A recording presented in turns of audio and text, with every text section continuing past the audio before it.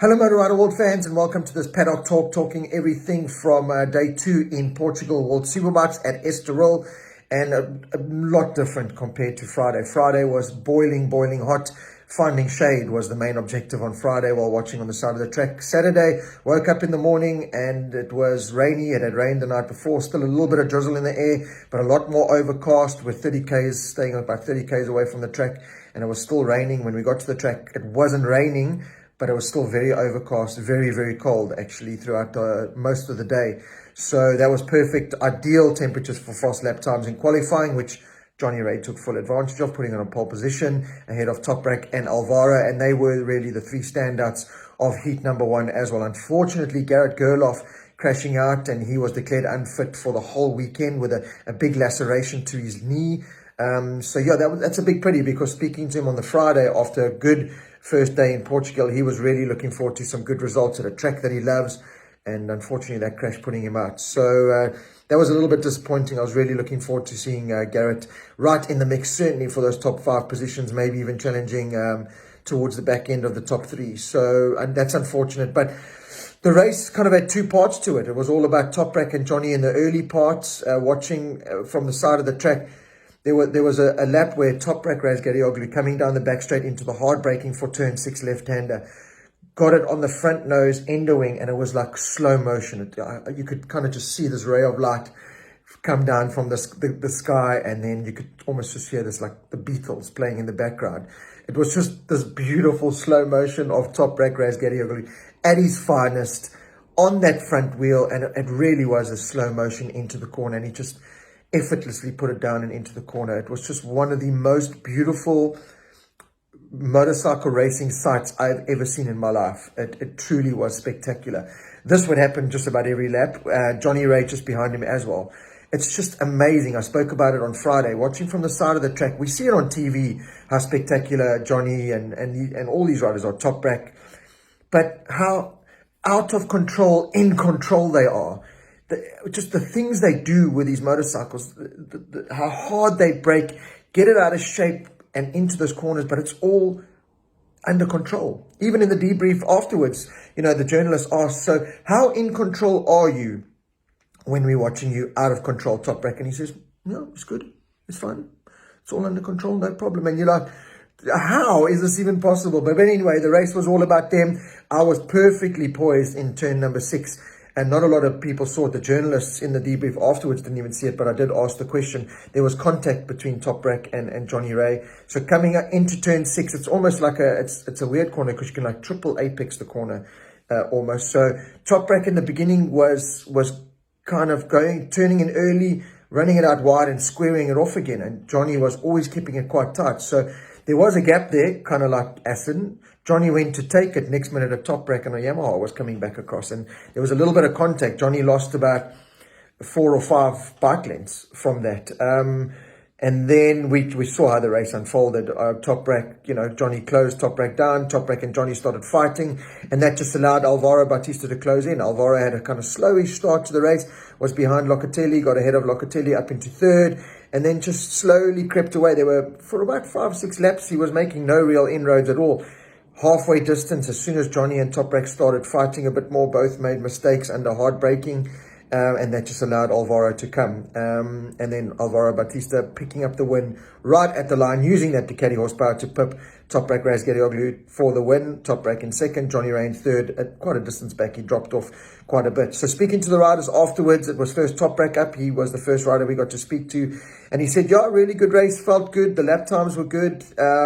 He knew he was always going to battle to try and hold off Alvaro Bautista's very quick Ducati. He tried to do everything he could under braking and in the corners, but at the end of the day, he lost, the race down to horsepower. He says, the speed of the Ducati is what made the difference to the line, and it is. Alvaro planned it perfectly, knows that he's got that power underneath him, and outdrove Toprak to the line. And that is what happened. But Toprak, overall happy. I think he's happy that he obviously got, was ahead of Johnny Ray. They both know that they've got to beat Alvaro, who's sitting quite comfortably at the top of the standings at the moment and looking really good. Although, we've seen this in years gone by, 2019, where Alvaro was ticking away with the championship and he didn't win it. So, yeah, not too fussed just yet. Toprak said he really enjoyed the race, had fun. hopefully they can find something more. He thinks the sprint race will be a little bit better. I think he's got something to offer there for the sprint race, as does Johnny Ray. But yeah, Toprak, smiley, bubbly, happy, just hoping to find a little bit extra, change things around to try and hold off Alvaro Bautista for race number 2.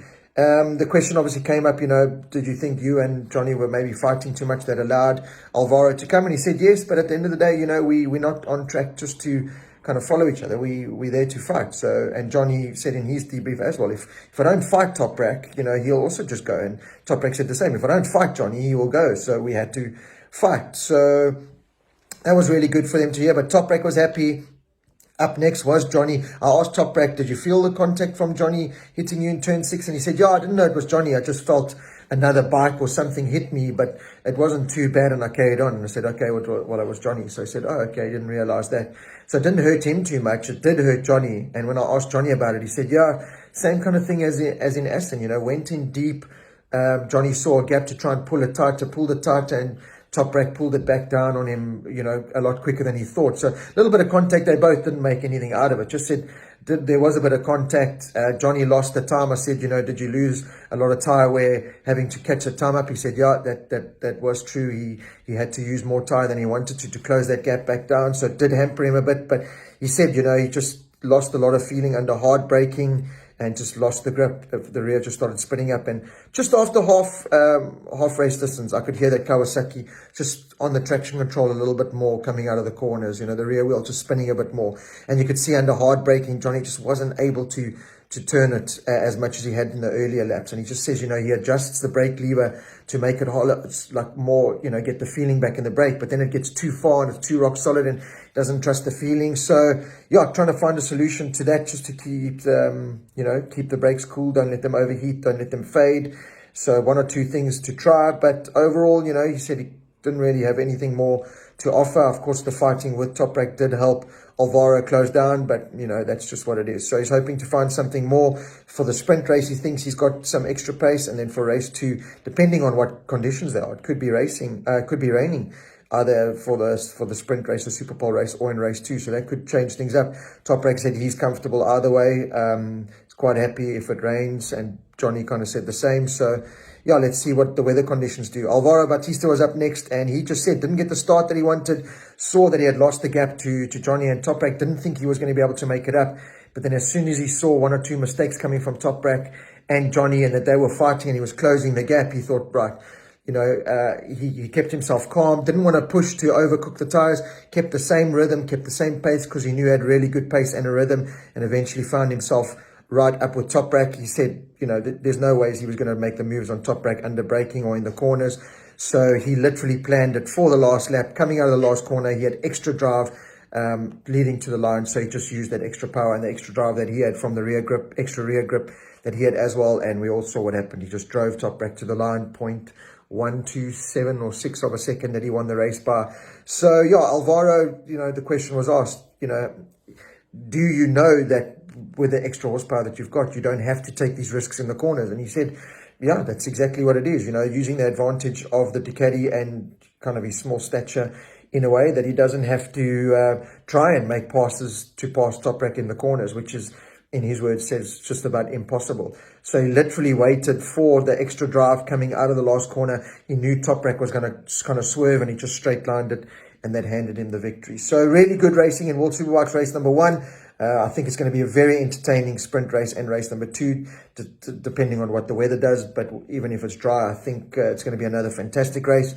Further back, Scott Redding was doing well, but just fell off a cliff towards the end as well. Good ride by both Honda riders, Lackawanna and Vieja. Lackawanna, particularly because of his first time at Estoril, did very, very well. Right up in the mix. Locatelli, a lonely 4th. Alex Lowe's a little bit disappointing, just wasn't quite there. Looked good in the morning qualifying, but just couldn't translate that pace with the slightly hotter track conditions. Johnny did say it did change the bike a lot, that 6-7 degree extra track temperature. So yeah, let's see what the race brings, race 2 and the sprint race. I think it's going to be another very entertaining day at Estoril in Portugal. The atmosphere at the track today was phenomenal. There were a lot more spectators. That paddock show that they do in the paddock, so spectators are allowed in the paddock to celebrate with the riders when they come in for the podium show on the podium. Just a great atmosphere. They really do accommodate the fans a lot more in the World Superbike paddock than in previous years that I know, and certainly compared to MotoGP. So yeah, great atmosphere, a great day in Portugal. Looking forward to Sunday for the sprint race and race number 2.